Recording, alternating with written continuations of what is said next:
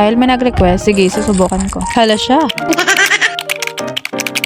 Ay mga kalabs, for today's video is gagawa ulit tayo ng trending na Dubai Chewy Cookie kasi meron tayong mga pa-order. So, first, bubuksan ko muna ang in-order kong dumating na Real Katayfi. Roasted na pala yung binili ko at may laman na siyang 4 na pack.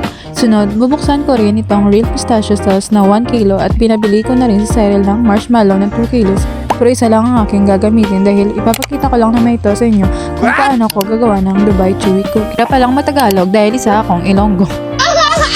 At saka huwag nyo lang tigilan sa paghalo. At i-transfer sa non-stick silicone at palamigin muna natin habang nihintay natin na lumamig yung marshmallow. Sa isang malinis na bowl, ilagay ang katayfi at isunod ang pistachio sauce na 1 kilo. Ibuhos mo na lahat dahil mamaya mag-dry pa yan.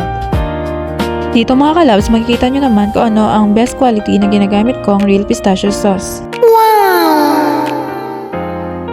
Tinimot ko na nga yung sauce kasi ang mahal pa naman ito. At saka dito, huwag mong tigilan sa paghalo hanggat may real katayfi pa na namumuo at maging ganito. At dito mga kalabs, magbabalat na rin ako ng pistachio nuts dahil isasama ko rin ito mamaya. Hinalo ko muna siya ng hinalo kasi mamaya may gagawin pa akong next steps nito. Kumuha ako ng lalagyan at measure ko na ito sa measuring cup. Gayan nyo muna mga kalabs sa freezer para mas matigas pag binalot nyo na siya sa marshmallow.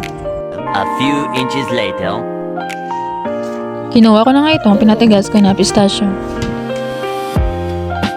Dito mga kalabs, tinansya ko na lang kasi nasira yung aking digital. Tansya-tansya na muna yung marshmallow na aking nilalagay. Kinote ko na nga rin ito sa cocoa powder. Tingnan nyo na lang mga kalabs kung paano ko pinabalot ng pistachio sa marshmallow. At yan lang po kadali ang paggawa ng Dubai Chewy Cookie. Ito na po lahat ang nagawa kong Dubai Chewy Cookie. Meron pa yung next batch gagawa natin kasi meron tayong mga pa-orders.